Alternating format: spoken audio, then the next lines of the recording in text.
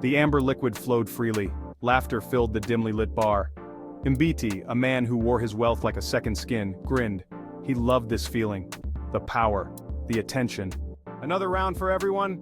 He boomed, his voice echoing over the rising chatter. He flashed a wad of cash. The bartender, eyes wide with surprise, hurried to fulfill the order. Mbiti basked in the envious glances. He was the king of this castle. For now. Across the bar, Kairo watched with a scowl. He knew Mbiti's type, all show, no substance. Kairo yearned for the same attention. He caught the eye of the waitress, a petite woman with a tired smile. "You know, you look just like my ex-girlfriend." Before she, let herself go. The waitress, unimpressed, simply raised an eyebrow and moved on. Kairo shrugged, his ego momentarily bruised. He'd find another way to shine. Mbiti, several drinks down, swayed slightly on his feet. He stumbled towards the bar, almost knocking over a woman carrying a tray of drinks. "Watch it," she snapped, her voice laced with annoyance. Mbiti simply chuckled, his words slurring. "Relax, darling, I'll buy you a new one, a better one." He attempted a wink, but it came out more like a twitch. The woman, a cleaner just finishing her shift, rolled her eyes and muttered under her breath. Kairo saw an opportunity. This was his chance to outshine Mbiti. He pulled out his phone and pretended to take a call, his voice loud enough for everyone to hear. "Yeah, about the helicopter. Tell them I need it for tomorrow afternoon. Got a meeting with some investors. Big money, you know how it is." He winked at the bartender who looked unconvinced. Kairo, unfazed, ended his imaginary call. He threw a casual arm around Mbiti's shoulder. "What do you say, old friend? Helicopter ride tomorrow? I'm learning to fly, you know." Mbiti, his eyes glazed over, simply grunted in response. He was fixated on a group of women across the bar, giggling amongst themselves.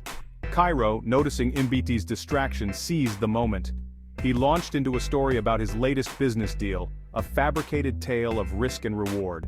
With each exaggerated detail, his voice grew louder, his gestures more animated. But his audience remained captivated by Mbiti, who was now attempting to impress the women with magic tricks. Kairo, fuming, retreated to the bar, his thirst for recognition left unsated. The night wore on, fueled by alcohol and empty boasts. Mbiti, now thoroughly drunk, stumbled around the bar, bumping into tables and slurring his words. He had become a caricature of himself, his earlier charm replaced with a boorish swagger. He attempted to engage Kairo in conversation, but his words were incoherent, his thoughts scattered. Kairo, meanwhile, had resorted to scrolling through his phone, his frustrations simmering beneath a veneer of indifference. He occasionally glanced up, catching snippets of Mbiti's drunken ramblings. "You know, I could buy this whole place, easy, but I won't, because I'm a generous god." His words were met with a mixture of amusement and disgust. The bartender, his patience wearing thin, began to subtly clear glasses away from Mbiti's reach. Kairo, witnessing this spectacle, felt a surge of superiority. He might not be able to match Mbiti's wealth, but at least he wasn't making a fool of himself, or was he? Deep down, Kairo knew his own behavior wasn't much better. He was just more subtle about his need for validation. His phone buzzed with a notification. It was a message from his ex-girlfriend asking him to stop calling. Kairo quickly locked his phone, pushing the notification out of sight and out of mind. The air in the bar grew thick with the stench of stale beer and unfulfilled desires. Mbiti, his energy finally waning, slumped against the bar, his eyes half closed. He looked like a deflated balloon, the air of arrogance slowly seeping out. Kairo, sensing an opportunity, leaned in close. "Ready to call it a night?" he asked, his voice a mix of concern and thinly veiled triumph. Mbiti mumbled something incoherent in response. Kairo took that as a yes. As they stumbled out of the bar, Mbiti suddenly perked up. He fumbled for his phone, his eyes gleaming with a newfound purpose. "We need to document this epic night," he exclaimed, his words slurring. He held up his phone, his finger hovering over the camera button. Kairo, despite his better judgment, couldn't resist the opportunity for some online validation. He plastered a fake smile on his face and leaned in close to Mbiti, throwing up a peace sign. The flash momentarily blinded them both. Mbiti, without reviewing the photo, immediately posted it to his social media accounts. "Living my best life with my boy at Kairo. Hashtag good times, hashtag ballers, hashtag making memories." Kairo, not to be outdone, took out his own phone and snapped a selfie. He carefully angled the shot to ensure his expensive watch was visible. Another night, another adventure. Thanks for the company, at Mbiti. Hashtag entrepreneur life, hashtag hustle hard, hashtag blessed. The next morning, Mbiti woke up with a pounding headache and a vague sense of shame. He scrolled through his social media feed, wincing at the photos and videos from the previous night. He vaguely remembered buying drinks for everyone, attempting to do magic tricks and declaring himself a generous god. His phone buzzed with notifications. Most were likes and comments from acquaintances, praising his extravagant lifestyle. But there was one message that caught his eye.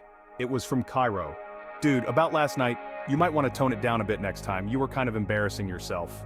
Mbiti stared at the message, his stomach twisting into a knot. He had been so caught up in his own self-promotion that he hadn't even considered how his behavior might have affected others. He had thought he was being generous, entertaining.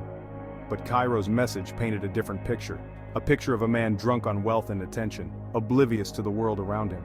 He typed out a response, his fingers hovering over the keyboard. "Hey man, sorry about last night." He hesitated, then deleted the message. He couldn't bring himself to admit fault. Not yet. He tossed his phone on the bed and closed his eyes. The image of Cairo's disapproving face burned into his mind. He had spent the entire night trying to impress Kairo, to show him that he was living the good life. But it seemed like his efforts had backfired. Kairo, meanwhile, was busy curating his own online persona. He retweeted a motivational quote about success, carefully choosing one that emphasized hard work and determination, rather than privilege. He commented on a post about his company's latest venture, making sure to tag the CEO and several influential figures in his industry. He liked and commented on posts from people he barely knew, hoping to expand his network and bolster his online presence. He had convinced himself that his pursuit of validation was simply good business, but deep down, he knew he craved the same kind of attention that Mbiti so desperately sought. Their friendship, built on a foundation of superficiality and ego, began to crumble. They still saw each other occasionally, at industry events or social gatherings, but the conversations felt forced, their laughter hollow. They were both too busy crafting their online personas to truly connect with each other, or with anyone else for that matter. They had become slaves to the very validation they craved. One evening, several weeks after their disastrous night out, Mbiti and Kairo found themselves at the same bar. It was crowded, the air thick with the same blend of excitement and desperation that always seemed to permeate the place. They exchanged awkward greetings, their eyes darting around the room, searching for someone, anyone more interesting to talk to. Mbiti ordered a bottle of expensive whiskey, his attempt to recapture the magic of their previous encounter. Kairo feigned enthusiasm, but his mind was already elsewhere, scrolling through his phone looking for his next opportunity to shine. "Always a pleasure catching up with my boy at Kairo. Good times, good company, good vibes." Kairo, not to be outdone, took a photo of himself with the bottle of whiskey in the background. He tagged the bar and the brand of whiskey. "Another day, another dollar. Grateful for the finer things in life, hashtag work hard, play hard, hashtag entrepreneur life, hashtag blessed." They left the bar separately, their friendship a casualty of their own vanity. They had everything they thought they wanted, but they had never felt so empty.